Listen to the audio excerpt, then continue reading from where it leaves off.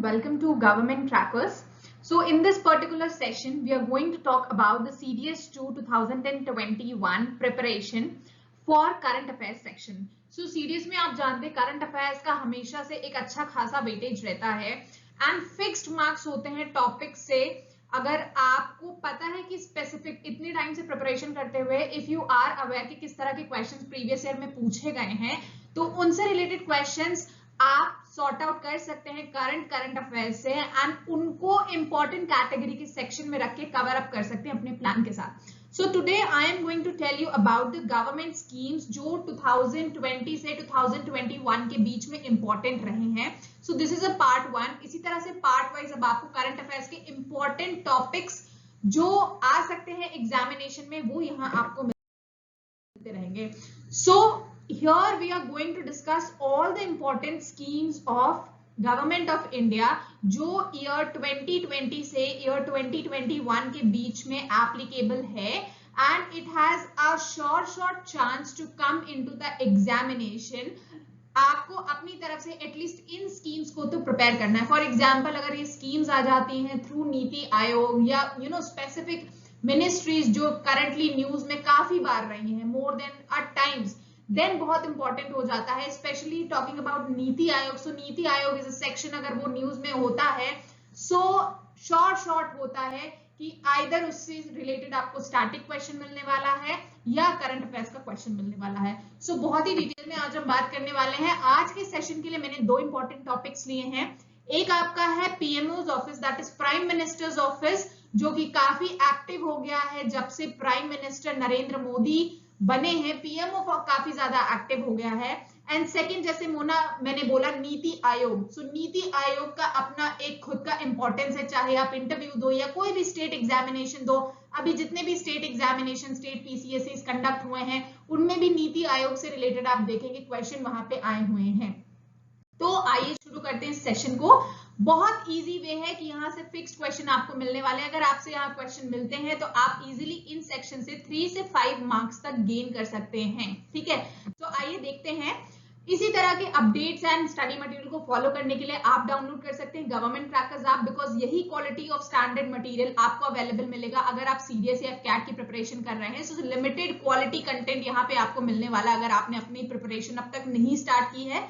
साथ ही आप सब्सक्राइब कर सकते हैं यूट्यूब चैनल को और डाउनलोड कर सकते हैं गवर्नमेंट ट्रैकर्स ऐप को जहां पे आपको regular defence updated notifications, job updates and study material available मिलता रहेगा plus personal guidance as well.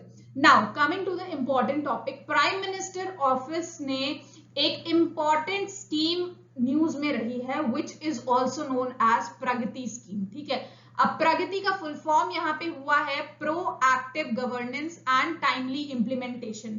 तो एट टाइम्स क्वेश्चन किस तरह से पूछ लिए जाते हैं अगर आप कोई भी एग्जामिनेशन देंगे तो सीडीएस में या आप स्टेट लेवल का आपको एग्जामिनेशन देते हैं या इवन दो एफकैट एग्जामिनेशन देते हैं, अगर कोई ऐसी स्कीम रहती है तो क्वेश्चन पूछा जाता है सबसे पहले तो प्रगति का एब्रीविएशन पूछ लिया सकता है. ठीक है, सो 1 मार्क्स का क्वेश्चन आपका ये यहां से बन जाता है कि प्रगति का फुल फॉर्म क्या है. So one should be aware about it is proactive governance and timely implementation. Now अब इसका ऑब्जेक्टिव क्या है और प्रगति के बारे में और डिटेल में जानते हैं. सो पीएमओ ऑफिस जो प्राइम मिनिस्टर्स ऑफिस है इसका जो आपका 3rd वेडनेसडे होता है हर मंथ का. ठीक है, एवरी मंथ 3rd वेडनेसडे ये सेलिब्रेट होता है प्रगति डे की तरह. अब प्रगति डे क्या है, फुल फॉर्म आपको पता है. प्रगति डे में होता क्या है basically. So basically 3rd Wednesday में क्या हो रहा है हर मंथ के कि प्राइम मिनिस्टर जो हैं वो वीडियो कॉन्फ्रेंसिंग के थ्रू कॉमन मैन की प्रॉब्लम्स, उनकी शिकायतें, उनकी दिक्कतें इस पे वो रिव्यू कर रहे हैं. साथ ही वो मॉनिटर भी कर रहे हैं जो भी स्कीम्स फ्लैगशिप उन्होंने की हैं चाहे वो सेंट्रल लेवल पे हो या स्टेट लेवल पे हो. ठीक है, तो ये 3 काम वो कर रहे हैं. एक, शिकायतें सुन रहे हैं अगर कोई प्रॉब्लम आ रही हो तो. दूसरा, implementation by central government and implementation by state government. तो ये हो रहा है आपका प्रगति डे में, ये है ऑब्जेक्टिव इसका. अब बात करते हैं प्राइम मिनिस्टर्स ऑफिस के बारे में. थोड़ा सा जान लेते हैं, न्यूज में है तो. प्राइम मिनिस्टर ऑफिस क्या है आपका, जिसे हम पीएमओ के नाम से भी जानते हैं. ये प्रोवाइड करता है सेक्रेटेरियल असिस्टेंट किसको? प्राइम मिनिस्टर को। प्राइम मिनिस्टर अपने ऑफिस के हेल्प से कोऑर्डिनेट करते हैं सारे मिनिस्टर्स को, चाहे वो सेंट्रल यूनियन कैबिनेट के हों या फिर उनके पास इंडिपेंडेंट चार्जेस हों या वो गवर्नर्स हों, मिनिस्टर्स ऑफ स्टेट हों। तो बेसिकली पीएमओ एक इंपॉर्टेंट सेगमेंट है प्राइम मिनिस्टर के टेन्योर का, ठीक है। प्राइम मिनिस्टर के लिए एक इंपॉर्टेंट सेगमेंट है, ये इंपॉर्टेंट पार्ट है। और पीएमओ आपका है कहाँ? तो ये आपका साउथ ब्लॉक में होता है, सेक्रेटेरिएट बिल्डिंग। तो ये पीएमओ के बारे में क्लियर हो गया। अब आ जाते हैं इस स्कीम के फीचर्स के बारे में कि प्रगति में बेसिकली हो क्या रहा है।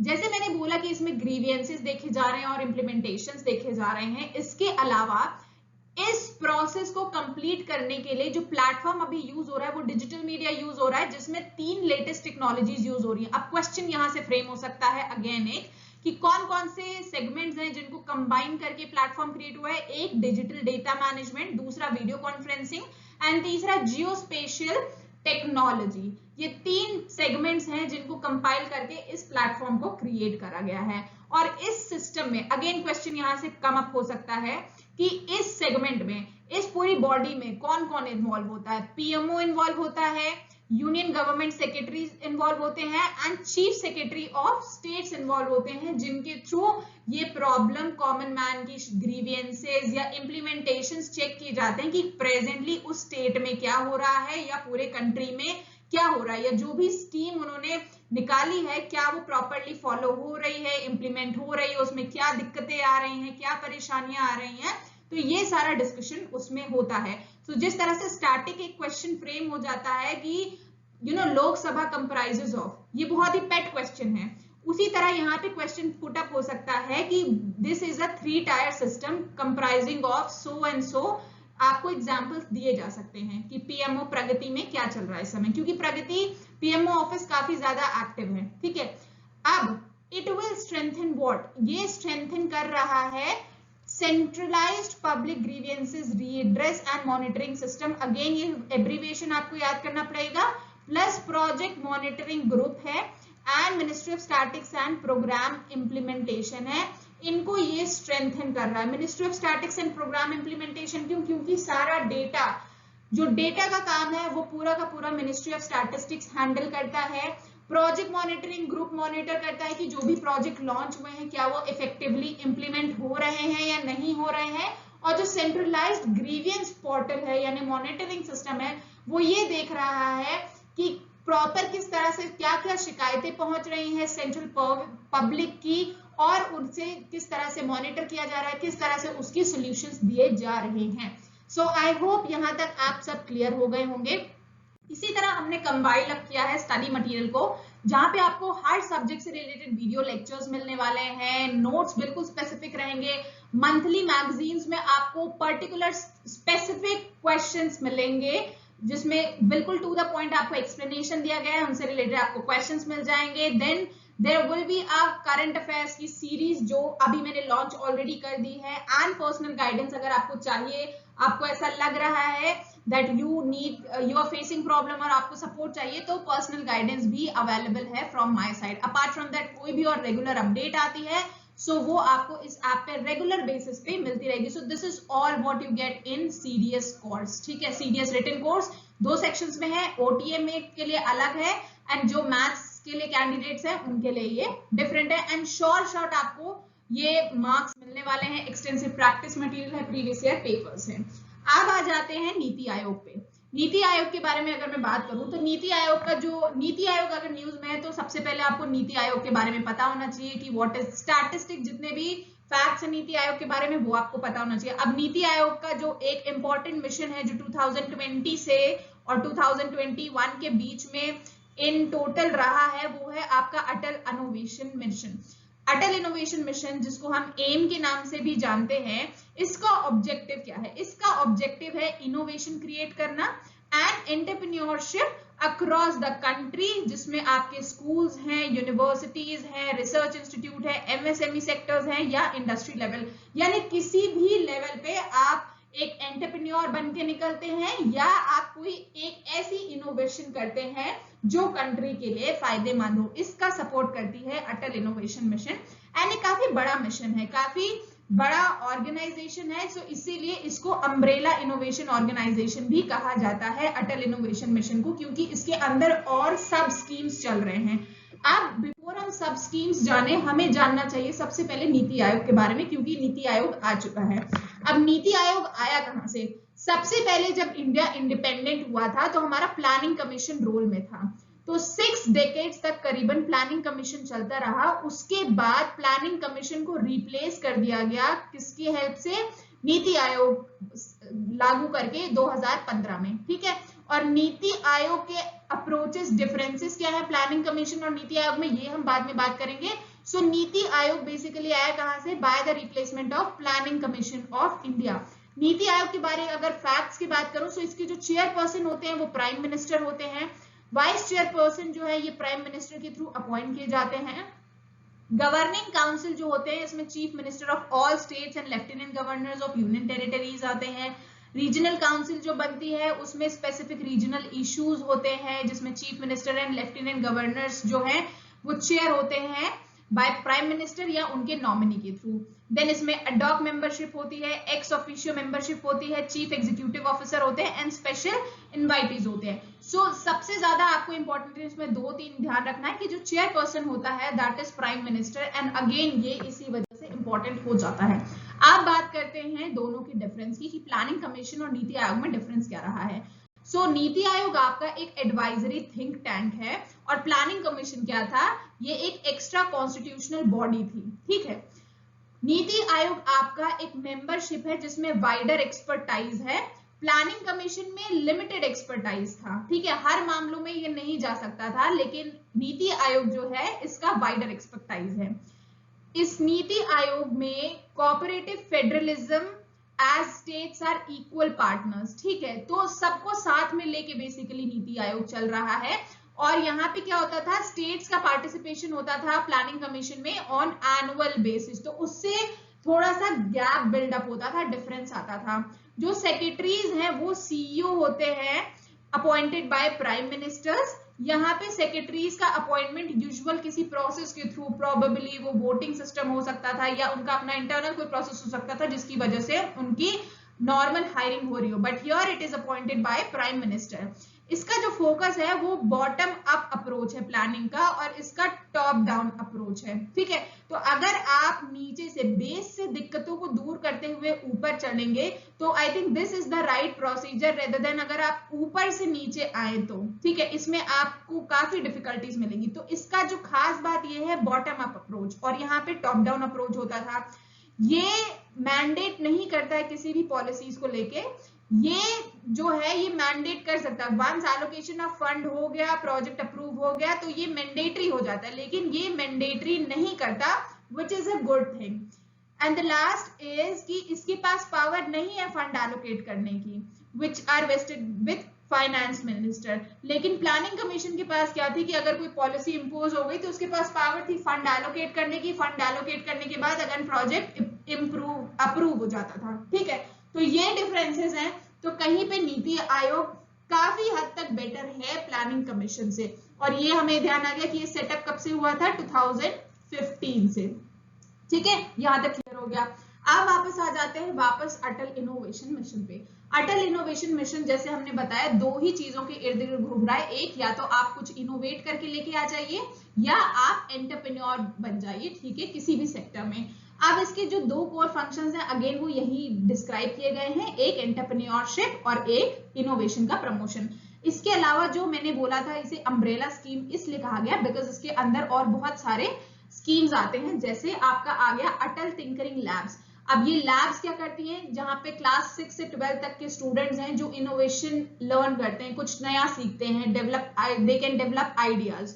उसके बाद अटल टिंकरिंग मैराथन है। इस मैराथन में हमने 6 बेसिक थीम्स लिए। अब क्वेश्चन यही आ सकता है कि भाई क्या 6 फैक्टर्स हमने लिए हैं? तो इसमें आ गया आपका clean energy, water resources, waste management, health care, smart mobility and agritech. इसको याद करने का सबसे अच्छा तरीका है कि 6 इंपॉर्टेंट सेक्टर्स आप देश के बारे में सोचिए, तो एक आपका एग्रीकल्चर आ जाता है, क्लीन एनर्जी आजकल चल रहा है, water is another important factor, waste management, health care sector covid की वजह से आ चुका है काफी ज्यादा न्यूज में, एंड स्मार्ट मोबिलिटी, ठीक है।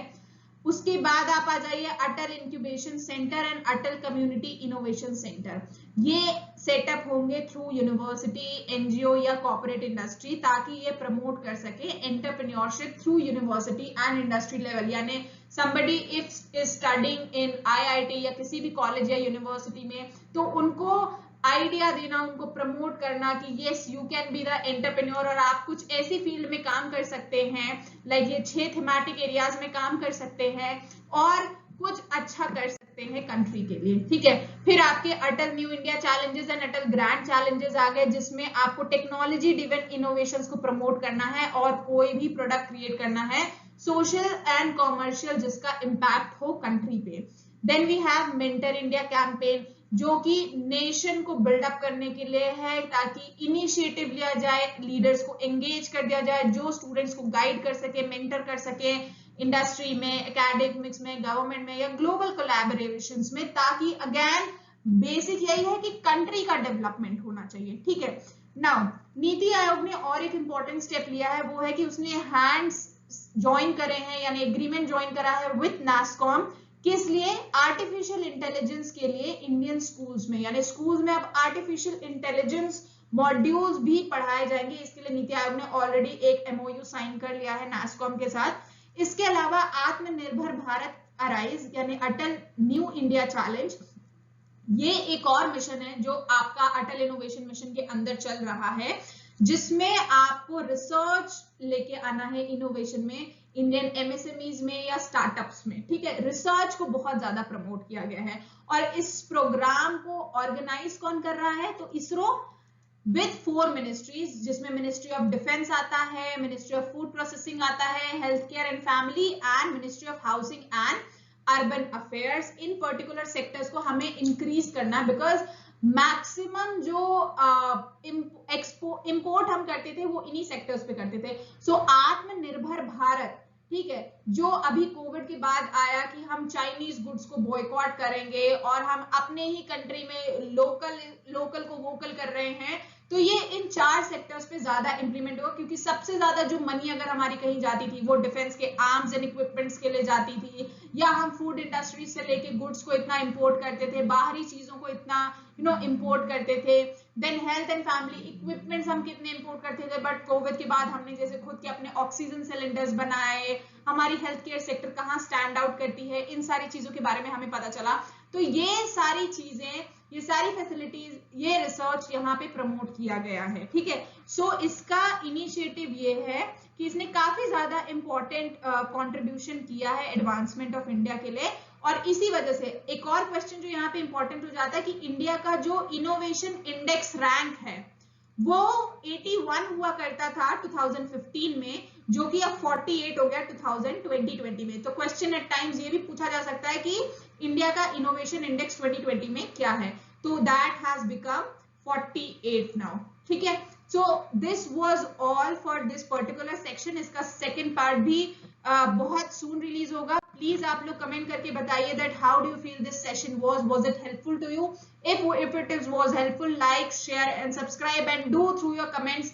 Let me know how do you feel with this session and क्या आपके thoughts, ideas clear हुए, and then I'll come back with more such sessions. So I'll see you in the next session. Till then, Jai Hind. And for all the study material, you can download this app because the PDF and every notes will be available on this app. So Jai Hind, and we'll see you in the next session. Best of luck for your exams.